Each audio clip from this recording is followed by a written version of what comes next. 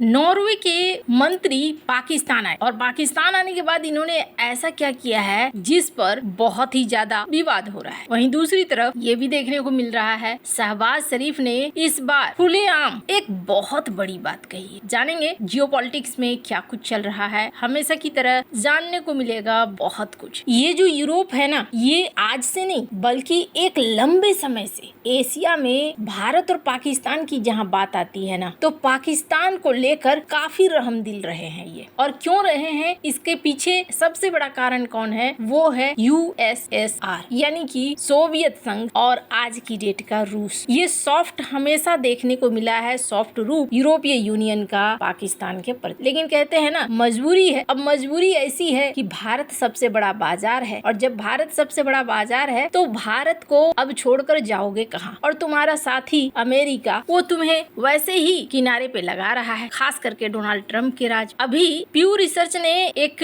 सर्वे 36 countries का release किया जिसमें उन्होंने क्या कहा, कौन कौन से देश में भारत को कितना पसंद किया जाता है और कितना नापसंद किया जाता है। और इसमें अगर आप देखें तो आपको समझ में आ जाएगा कि सबसे ज्यादा कहाँ पसंद किया जाता है भारत को और कहाँ नहीं किया जाता है। कनाडा में 40% लोग हैं जो भारत के खिलाफ हैं, तो 51% हैं जो भारत के फेवर में है। अमेरिका में 50% फेवर में नहीं है, 45% फेवर में है। यूके में 24% फेवर में नहीं है, 71% फेवर में है। जर्मनी में 29% फेवर में नहीं है और 63% फेवर में है। इटली में भारत के प्रति 56% लोग फेवर में है। स्वीडन में 55, फ्रांस में 50, नीदरलैंड में 49, हंगरी में 40, ग्रीस में 39, पोलैंड में 37, स्पेन में 37, श्रीलंका में 79% लोग भारत के फेवर में हैं। जापान में 55%, थाईलैंड में 55, सिंगापुर में 51, इंडोनेशिया में 50, फिलीपींस में 49, साउथ कोरिया में 44, ऑस्ट्रेलिया में 44, बांग्लादेश में 42%, ये कमाल की बात है। मलेशिया यहाँ 41%, पाकिस्तान में सिर्फ 7% लोग हैं जो भारत के फेवर में हैं। इजराइल में 60% लोग भारत के फेवर में हैं। तुर्की में 15%, केन्या में 71%, घाना में 50%। आप देखेंगे धीरे धीरे अफ्रीका के देशों में, लैटिन अमेरिका के देशों में भारत की परसेंटेज बढ़ती जा रही है। यूरोपीय देशों में तो ये कुछ आप बढ़ा हुआ देख रहे हैं, वो हाल फिलहाल के सर्वे हैं साल 2026 के। लेकिन इससे पहले अगर देखते तो यूरोप आपको भारत के फेवर में नहीं दिखता, पाकिस्तान के फेवर में ज्यादा दिखता। कारण है जैसा मैंने कहा, रूस से उन्हें खतरा महसूस होता है और रूस और भारत की अच्छी जुगलबंदी है, इस वजह से वो पाकिस्तान को हमेशा कुछ न कुछ तवज्जो देते रहे हैं। ये कई बार देखा है, बासमती के केस में भी देखने को मिला है, जीएसपी के केस में भी देखने को मिला है। अभी नॉर्वे के विदेश मंत्री एस्पेन बार्थ ईडे ये पाकिस्तान दौरे पर पहुंचे और यहाँ पर इनकी बातचीत हुई। बातचीत होने के बाद इन्होंने एक जॉइंट स्टेटमेंट दिया, जॉइंट प्रेस कॉन्फ्रेंस किया और यहाँ पर इन्होंने क्या कहा सुनिए।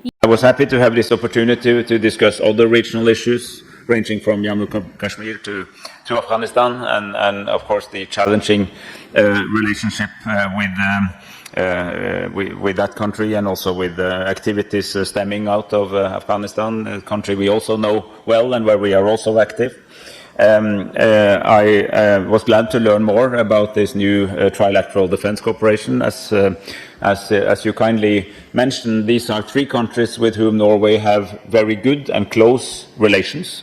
यहाँ पर इन्होंने सारी बातें कहते हुए ये कह दिया कि हमने क्षेत्रीय मुद्दों पर बात की, जम्मू कश्मीर पर बातचीत की, हमने अफगानिस्तान पर बातचीत की। क्या जरूरत थी ये नाम लेने की, आप सीधे क्षेत्रीय मुद्दा कह सकते थे। हालांकि नॉर्वे के विदेश मंत्री ने ये बिल्कुल नहीं कहा कि मैं पाकिस्तान का समर्थन करता हूँ या इस मुद्दे को लेकर पाकिस्तान का समर्थन करता हूँ। इन्होंने सिर्फ यही कहा कि इन मुद्दों पर बातचीत हुई। लेकिन सबसे बड़ा प्रश्न ये उठा कि आखिरकार नाम लेने की जरूरत क्यों पड़ी। एक और चीज देखने को मिला, इन्होंने खूब बड़ाई की असीम मुनीर की। स्क्रीन पर आप देख सकते हैं इस वीडियो को।